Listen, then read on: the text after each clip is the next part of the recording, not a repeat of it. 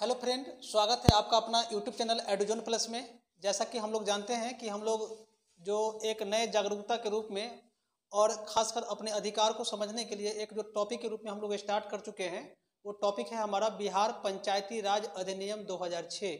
यानी कि इस अधिनियम में हमारे बिहार में किस प्रकार से पंचायत का कार्य होता है और पंचायत के कार्यों में जितने भी जनप्रतिनिधि हैं उनके क्या क्या अधिकार दिए गए हैं, क्या क्या उनके पास शक्ति दिया गया है, कैसे उनको काम करना है, इन चीज़ों पर हम लोग चर्चा कर रहे हैं। उनके क्या कानूनी शक्ति का प्रावधान है इस अधिनियम में, उस पर हम लोग चर्चा कर रहे हैं। जिस चर्चे के वीडियो एपिसोड में हम आज पहुंच गए हैं, ये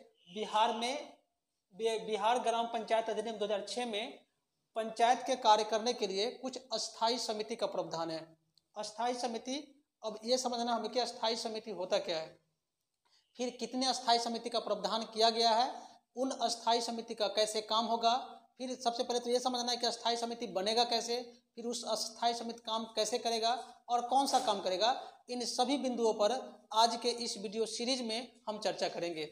दोस्तों, जैसा कि मैं आपको बताया कि ये वीडियो मुख्य रूप से जागरूकता के लिए बनाया जा रहा है, जागरूकता समाज में फैलाने के लिए बनाया जा रहा है। उतना ही नहीं, बच्चों को अपने अधिकार और ज्ञान, अपने अधिकार, खासकर राजनीतिक अधिकार उनका क्या है, गांव के लोगों का राजनीतिक अधिकार क्या है, यानी कि पॉलिटिकल राइट्स क्या है बच्चे का भी और ग्रामीण लोगों का भी, और एक जनप्रतिनिधि का कानूनी अधिकार क्या है, इन चीज़ों की सूचना उन आम जनमानस तक पहुंचाने के लिए किया जा रहा है। इसलिए आप इस वीडियो को लास्ट तक देखें, समझें और इसकी सूचना पूरे बिहार में फैलाने का कोशिश करें, यानी कि इसको शेयर करें और इसको सब्सक्राइब भी करें, लाइक भी करें।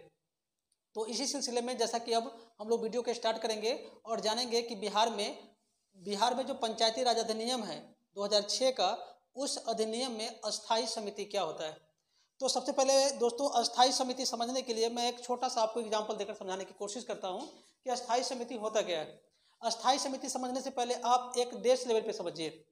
जिस प्रकार से एक देश में प्रधानमंत्री होता है और उनके साथ काम करने के लिए अन्य मंत्रालय होता है और अन्य मंत्री होते हैं, उसी के सिमिलर जब आप राज्य में जाएंगे तो राज्य में एक मुख्य रूप से एक हेड होते हैं जो सरकार का, उनको मुख्यमंत्री कहा जाता है और उनको सहयोग करने के लिए अन्य मंत्रालय होता है, अन्य मंत्री होते हैं। उसी प्रकार से जब पंचायती राज अधिनियम पारित किया गया बिहार में, तो उसी प्रकार से एक गांव में भी एक मंत्रालय का गठन किया गया।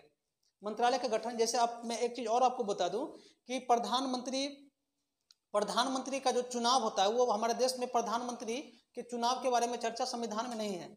उसमें एमपी के चुनाव होता है, मेंबर ऑफ पार्लियामेंट के चुनाव होते हैं। वो मेंबर ऑफ पार्लियामेंट के लोग जो होते हैं वो अपने प्रधानमंत्री को चुनते हैं कि कौन हमारा प्रधानमंत्री होगा। उसी प्रकार से जैसे राज्य में मुख्यमंत्री का चुनाव डायरेक्ट रूप से नहीं होता है, राज्य में मुख्यमंत्री के जगह पे एमएलए का चुनाव होता है। फिर एमएलए की कार्य करने का बैठक होता है। उस बैठक में यह निर्णय लिया जाता है कि कौन व्यक्ति को हमें मुख्यमंत्री बनाना है। फिर जिस व्यक्ति को मुख्यमंत्री, जो एमएलए का जो बैठक में निर्णय पार्टी के जब ही विधायकों द्वारा ये मान लिया जाता है कि इस व्यक्ति को मुख्यमंत्री बनाना है, तो व्यक्ति जब मुख्यमंत्री बन जाता है तो उसके बाद जितने भी मंत्रालय बनाना है, जो भी मंत्रालय हम बनाएंगे, उस मंत्रालय का हेड यानी कि मंत्री किसको बनाना है, उन सभी चीज़ों का पावर मुख्यमंत्री के हाथ में होता है। उसी प्रकार से देश में यदि प्रधानमंत्री कोई व्यक्ति बन गया तो प्रधानमंत्री किसको, कौन सा मंत्री बनाएगा, किस विभाग का मंत्री बनाएगा, वो सारा का सारा शक्ति प्रधानमंत्री के हाथ में होता है।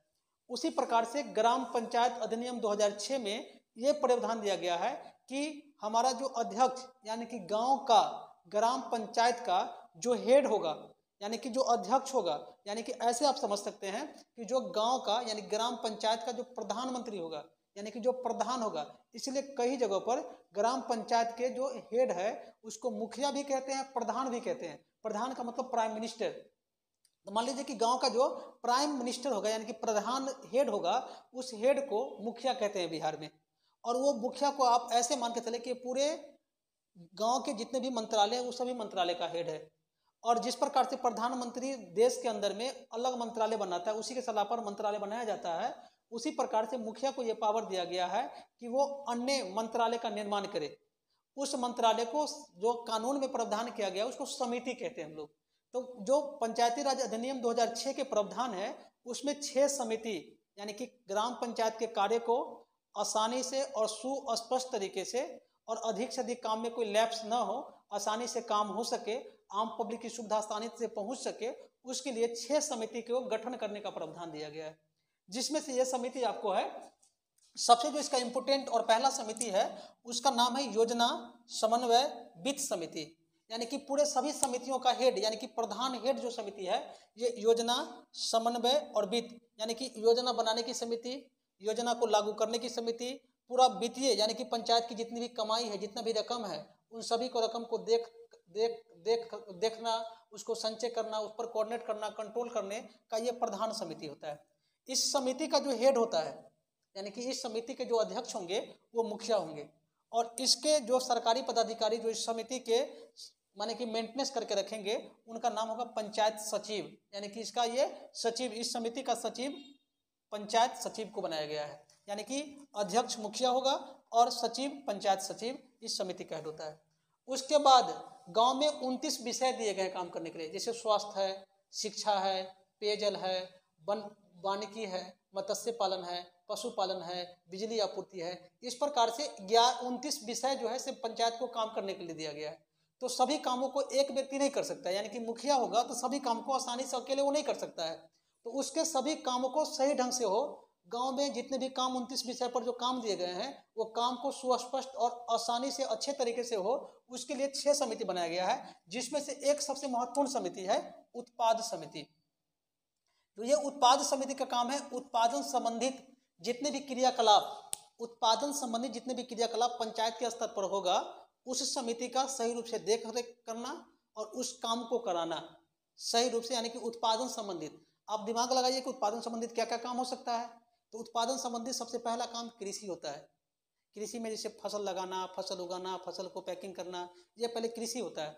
दूसरा पशुपालन है, उसके दूसरा पार्ट मत्स्य पालन है, मछली पालन है, बकरी पालन है। जितने भी, चाहे एक छोटे घरेलू उद्योग हो सकता है, ग्रामीण उद्योग हो सकता है, जैसे पापड़ बनाने का उद्योग या किसी अन्य उद्योग, तो उन सब चीज़ों को, यानी कि रोजगार अधिक से अधिक कैसे होगा, गांव के क्षेत्र में उत्पादन कैसे बढ़ेगा, लोग की कमाई कैसे बढ़ेगी, तो उन सभी क्रियाकलाप में मत्स्य पालन, मुर्गी पालन, बकरी पालन, भेड़ पालन, अन्य यानी कि जो भी उत्पादन संबंधित काम है, उन कामों को करवाना और नियंत्रण करने का मुख्य काम जो है उत्पादन समिति को दिया गया है। इस समिति का गठन जितने भी पंचायत के सदस्य चुने जाते हैं, यानी कि जितने भी वार्ड सदस्य चुने जाते हैं, उन सभी वार्ड सदस्य में से वार्ड सदस्य की एक बैठक बुलाई जाती है। उस बैठक में से लोगों को चुन कर, जो जिनको जितना विवेक होता है उसके आधार पर लोगों को मुखिया, चाहे उसमें समिति के जो सदस्य होंगे वही लोग चुनेंगे कि इस समिति में कौन सदस्य बनेगा, इस समिति में कौन सदस्य बनेगा। यानी कि किसी भी समिति में कहा गया है प्रावधान है कानून में कि कोई भी समिति मुखिया को बनाना है तो उस समिति में कम से कम 3 सदस्य होना चाहिए और अधिक से अधिक 5, कम से कम 3 और अधिक से अधिक 5 सदस्य होना चाहिए एक समिति में। अब वो समिति में ऐसा भी बात कहा है कि वैसे व्यक्ति को उस समिति में शामिल करना है जो व्यक्ति पंचायत का सदस्य तो नहीं है, यानी कि चुनाव नहीं लड़ रहा है, वो वार्ड सदस्य नहीं है, न मुखिया है न उप मुखिया है, लेकिन उसको ज्ञान है कि भाई ये काम कैसे होगा, जैसे पशुपालन कैसे होगा या मत्स्य पालन कैसे होगा, कृषि कैसे होगा। यदि इस क्षेत्र में विशेष ज्ञान रखने वाले उस पंचायत में कोई व्यक्ति हैं तो वैसे व्यक्ति को, कम से कम 2 व्यक्ति को प्रत्येक समिति के सदस्य के रूप में चुना जा सकता है। यह याद रखना है कि यानी कि कोई ऐसे व्यक्ति जो पंचायत में चुनाव नहीं लड़ रहा है, कोई सदस्य नहीं है, लेकिन उस पंचायत से ताल्लुक रखता है और उसको इस क्षेत्र में विशेष ज्ञान है, वैसे व्यक्ति को सभी समितियों में चुना जा सकता है, यानी कि सभी सदस्यों में सदस्य के रूप में चुना जा सकता है। तो अधिक से अधिक 3 और कम से कम 3 और अधिक से अधिक 5 सदस्य को एक समिति में चुनना है।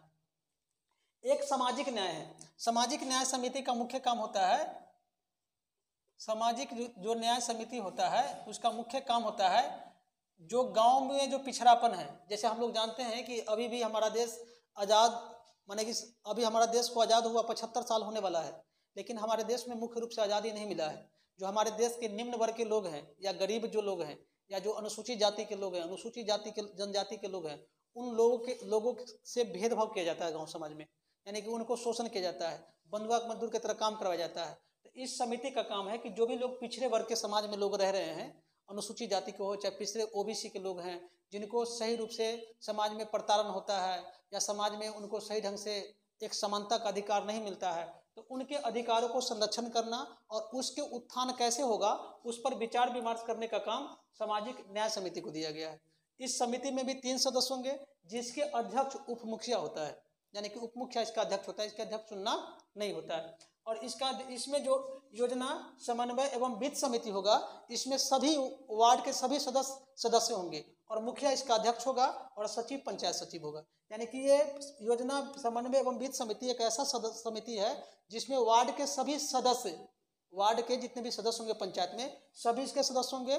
मुखिया इसका अध्यक्ष होगा, उप मुखिया उपाध्यक्ष होगा और सचिव पंचायत सचिव होगा। इसमें ये काम आपको करना है। एक इसमें सबसे इंपॉर्टेंट समिति है, जैसे मैं बताया, उत्पाद समिति, सामाजिक समिति, सामाजिक न्याय समिति, और एक है इंपॉर्टेंट समिति शिक्षा समिति। जैसा कि हम सभी जानते हैं कि समाज का विकास तभी संभव है जब शिक्षा लोगों तक पहुंचेगा, यानी कि हर लोगों के शिक्षा पहुंचेगा। जैसा हम लोग जानते हैं कि हर पंचायत में प्राइमरी स्कूल होता है और प्राइमरी स्कूल को रेगुलेट, प्राइमरी और मिडिल स्कूल को रेगुलेट करने का पावर पंचायत को दिया गया है। तो उस हर गरीब बच्चों को शिक्षा, गुणवत्ता वाला शिक्षा कैसे मिलेगा, उसकी शिक्षा की अच्छी क्वालिटी कैसे होगा, शिक्षा का प्रबंधन कैसे होगा, गांव में जागरूकता कैसे फैलाया जाएगा, प्रौढ़ शिक्षा कैसे फैलाया जाएगा। तो शिक्षा संबंधी जितने भी काम हैं, एजुकेशन मिनिस्टर के रूप में आप कह सकते हैं कि गांव में शिक्षा समिति एक तरह का शिक्षा मंत्रालय की तरह काम करता है। और शिक्षा विभाग द्वारा जो भी योजना बनाई जाएगी और आम लोगों तक पहुंचाने का जो काम होगा, वो काम शिक्षा समिति के अध्यक्ष करेंगे। उनका पावर पंचायत में जो जितने भी समिति के अध्यक्ष होते हैं, एक प्रकार के उसका मंत्री होते हैं, उस विभाग के मंत्री होते हैं। उत्पाद समिति उत्पाद विभाग के मंत्री होगा, सामाजिक न्याय समिति सामाजिक न्याय का मंत्री होगा। उसी प्रकार से शिक्षा संबंधित कामों का उप मंत्रालय देखता है, ऐसा समझिए आप, ताकि वो शिक्षा संबंधी जितने भी काम होगा पंचायत में कराना, वो काम शिक्षा समिति का होगा। एक जो इम्पोर्टेंट समिति है वो लोक स्वास्थ्य परिवार कल्याण ग्रामीण स्वच्छता समिति। इसमें लोक स्वास्थ्य यानी कि जैसा कि हम जानते हैं कि गांव है तो गांव में बहुत सारे लोग हैं, उनकी स्वास्थ्य व्यवस्था खराब होती रहती है, स्वास्थ्य क्रिया खराब होती रहती है। तो सरकार पब्लिक फंड से बहुत सारा अस्पताल बनाया है। हर गांव में प्राथमिक स्वास्थ्य केंद्र, पंचायत में हर पंचायत में प्राथमिक स्वास्थ्य केंद्र का प्रावधान है। तो प्राथमिक स्वास्थ्य केंद्र में जो प्राइमरी एड के जितने भी मेडिसिन हैं और डॉक्टर्स हैं उसका इलाज करेंगे, सभी टेस्ट वहाँ पर मुफ्त कराया जाता है। तो उस चीज़ों का देखभाल लोक स्वास्थ्य समिति करता है। परिवार कल्याण समिति का मतलब कि जैसे हम लोग जानते हैं कि परिवार नियोजन परियोजना के तहत माने बच्चों की संख्या घटाना, पॉपुलेशन नियंत्रण माने जनसंख्या नियंत्रण करना, ये सब काम इसी समिति के अंदर में आता है। ग्रामीण स्वच्छता, जैसे पॉल्यूशन तो खाली शहर में नहीं होता है, गाँव में भी होता है। जैसे गाँव के इलाके में जो भी वेस्ट, डोमेस्टिक वेस्ट निकलता है, उसके सही से मैनेज नहीं करने से भी प्रदूषण फैलती है। तो गांव के में महामारी कैसे कंट्रोल हो, प्रदूषण कैसे नियंत्रित किया जाए, उन सभी चीज़ों पर काम जो है लोक स्वास्थ्य परिवार कल्याण एवं ग्रामीण समिति करता है। इसके अध्यक्ष इसके हेड होते हैं और इसके सचिव जितने भी समिति है, इस समिति का सचिव इस समिति का सचिव पंचायत सचिव होता है। उत्पाद समिति के सचिव डीएम जो होगा ना उस जिला का, वो नियुक्त करेगा जिस पदाधिकारी को, वही पदाधिकारी उसका सचिव बनेगा। उसी प्रकार से सामाजिक न्याय का सचिव डीएम जिस पदाधिकारी को नियुक्त किया कि भाई इसका सामाजिक न्याय संबंधित काम इसको देखिए आप, वो सचिव होगा। वो ब्लॉक स्तर के पदाधिकारी आपके सचिव बन सकते हैं। उसी प्रकार से शिक्षा समिति का सचिव आपके ब्लॉक स्तर के पदाधिकारी बन सकते हैं, या चाहे डीएम जिस व्यक्ति को नियुक्त कर देगा, चाहे जिस व्यक्ति को काम सौंप देगा कि शिक्षा संबंधित काम इस पंचायत के लिए आप कीजिए, वो पदाधिकारी आपका सचिव के रूप में काम करेगा। उसी प्रकार से लोक स्वास्थ्य संबंधित जो भी काम होगा वो डीएम नियुक्त करेगा कि कौन आपको पंचायत में लोक सचिव यानी कि लोक स्वास्थ्य संबंधित काम पदाधिकारी देखता है, वो पदाधिकारी आपका सचिव काम करेगा। और अध्यक्ष जो होगा इसका उसमें से चुने जाएंगे, जैसा मैं बताया आपको। एक सबसे इंपॉर्टेंट है लोक निर्माण समिति।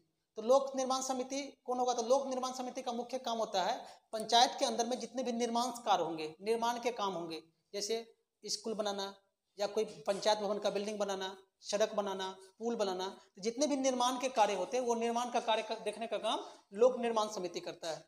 इसके अध्यक्ष उसका हेड होंगे, उनको जिम्मेदारी होगा कि सही रूप से काम को करवाएं।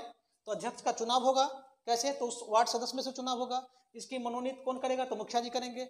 अब ध्यान रखना है कि ये लोक निर्माण समिति के सचिव कौन होगा, तो जो आपके ब्लॉक के जो कार्यपालिका इंजीनियर होता है, अभियंता होता है, वो ब्लॉक के अभियंता आपके उसके सचिव बनाए जाते हैं। या वो सचिव वो खुद वहां से सचिव बनेंगे, या डीएम साहब जिस व्यक्ति को निर्माण संबंधित कार्य का जिम्मेदारी सौंपेंगे ब्लॉक स्तर पर पंचायत में करने के लिए, वो व्यक्ति आपके सचिव के रूप में काम करेगा। यानी कि सचिव का मतलब सरकारी पदाधिकारी।